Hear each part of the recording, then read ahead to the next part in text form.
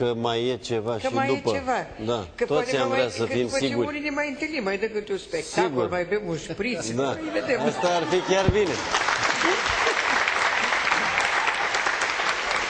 Ce mă gândeam, colegii mei care sunt acolo, s-au întâlnit cu dirijorii, pe asta mă întreba, Da. s-au întâlnit și... Aveți o orchestră acolo Avem o pe orchestră cinste? condusă, maestru Budișteanu, Paraschivopra, Dumnezeu să Vai ierte. de mine. Acum soliști sunt destui, s-au dus și actorii, Dumnezeu să Păi am ierte. putea să o întrebăm pe doamna Nina Petre dacă după ce au murit toți acești moștri sacri ai ecranului s-au întâlnit acolo și au făcut o orchestră.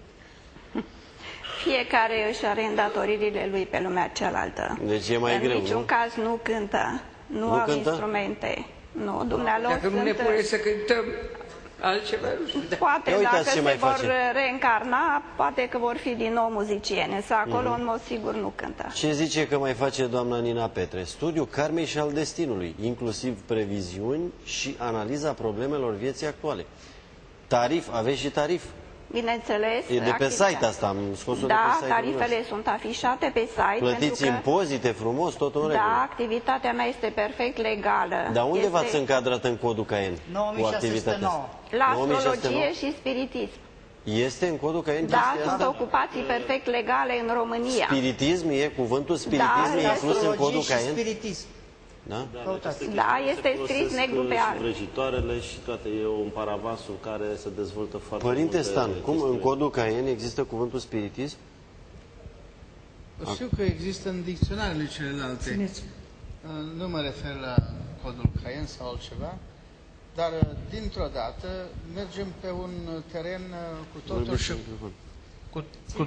cu totul ciudat, care n-are nici de cum de a face cu creștinismul. Eu sunt creștin, eu sunt preot și simt, nu numai că simt, știu, pentru că sunt doctor în istoria religiilor, știu câtă șarlatanie vine din India sau din Alberta, unde sunt spiritiștii cu grămadă, sau din Brazilia sau din alte părți.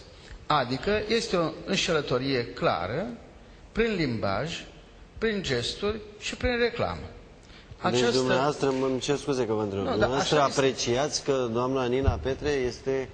Nu știu dacă dânsa este, poate că este cineva din apropierea dânsei care o folosește. Aha. Că Adică nu soțul întotdeauna- sau cine? Nu știu cine, dar întotdeauna spiritiștii sunt duși cam de undeva spre lume și ei stau... Deci opinia cei din dumneavoastră spate, e că ceea ce au profitul susține serios. dânsa e un Atât fals.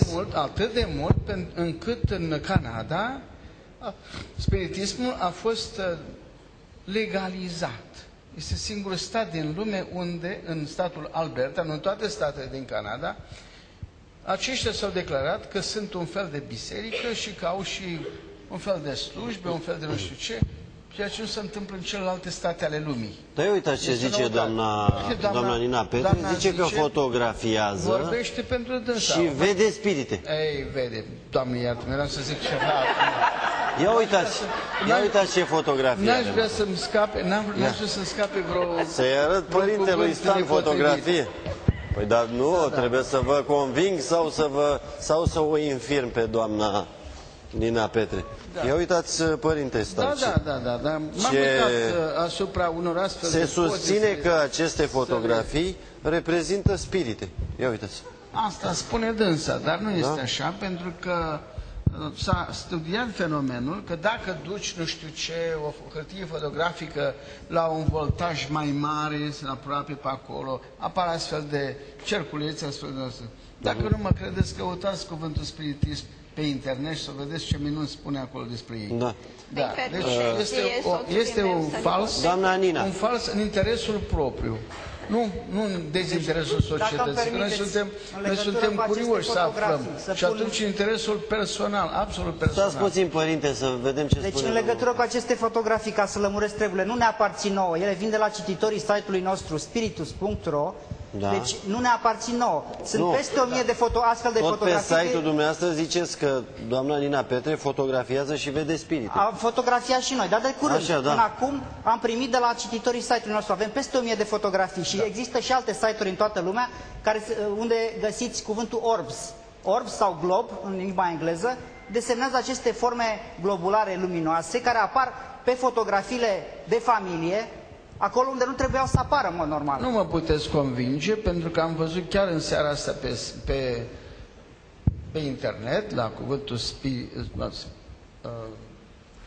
spiritism, cum s-au produs astfel de trebușoare și mai există o carte care ne-ar convinge tot cam în direcția asta, o carte care s-a publicat în românești, s-a tradus Cine se teme de spirite și arăta cum alții din spatele, știu eu, unui ecran sau ceva, un perete, manevrau toate chestiunile acelea.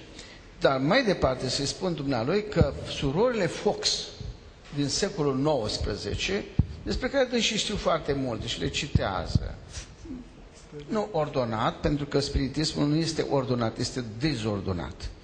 Pentru ca să sucească mintea omului, nu poți decât ca o țigancă de la Buzău, care îmi tot spunea o mulțime de lucruri în tren, împreună cu celelalte surate, și mi-a spus nu mai minciuni, pentru că nu știa că sunt însurat, nu știa că sunt cleric, nu știa, pentru că eram în civil, de unde să știe? Și atunci m-a fotografiat cum a crezut ea, țiganca aceea, și la urmă m-am întrebat-o. Nu era un bun psiholog. Treaba ei, era obosită de toată ziua, da. Și țigancă, nu se mai zice rom, că rom însemna altceva. Așa, nu mai spun ce. Și atunci, că n-aș vrea să jignesc pe cineva în public, că dumneavoastră știți ce se întâmplă atunci. Mai e câte unul care are un văz mai globular, așa, mai nu știu ce, mai un aparat special făcut ca să scoată tot felul de baloane de-astea fotografice, așa cum am spus, cu apropierea de niște Părinte, haideți să facem o demonstrație, să vedem dacă se poate sau nu se poate. Că doamna Nina Petre zice că, așa cum spuneți dumneavoastră, poate să spună foarte multe lucruri despre cineva care se află, să zicem, la telefon. E corect, da, doamna spune Nina? de ce din sală? Păi da, Informații mari. Pune pe cineva.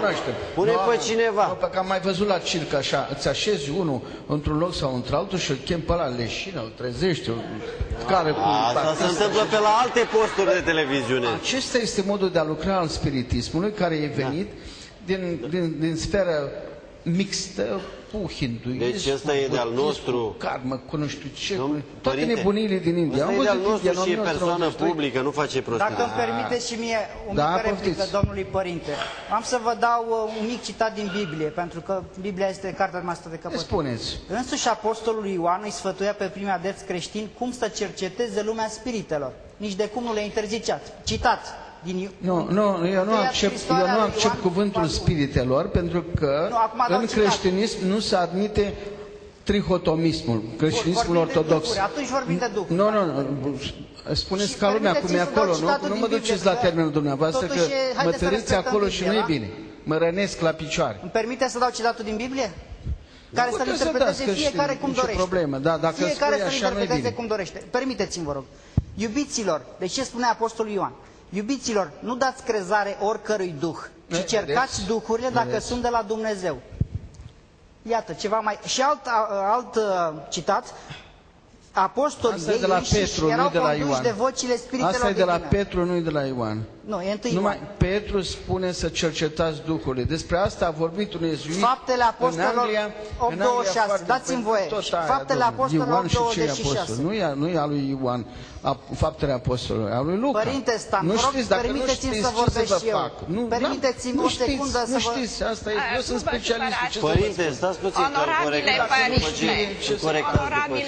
Vedeți, l-am corectat deja. Mă ascultați și pe mine o clipă, cu tot respectul spuneți, pe care da, l-am sigur. pentru dumneavoastră, pentru profesia dumneavoastră, pentru Sfânta Biserică și pentru Domnul Eu sunt profesor, Dumnezeu. mai puțin și știu să Sunteți un disec așa. preot, nu vă Nu, supărați. eu sunt profesor. Am Profesia mea a fost dreptul profesor. la replică în această emisiune. Vă rog, lăsați-l pe soțul meu să spună și doamna el ce Nina, are de Sunt spus. lucruri Doamna ciudate Nina, care dumneavoastră o să puteți, după pauza publicitară, face O să o demonstrație discutăm noi între noi, da. pe care, dacă o duceți la bun sfârșit, toată lumea vă va aplauda, fără drept de apel și, sigur, orice drept la replică Bine, se va da în emisiune până când să se Dacă termine îmi emisiunea. permiteți, nu e vorba numai de soția mea, e vorba de principiu aici. Haideți să terminăm. înțeles. Un înger al Domnului a vorbit lui Filip. După apostolul pauza Filip. publicitară, după pauza publicitară. Demonstrația doamnei Nina Petre după pauza publicitară, dragi prieteni.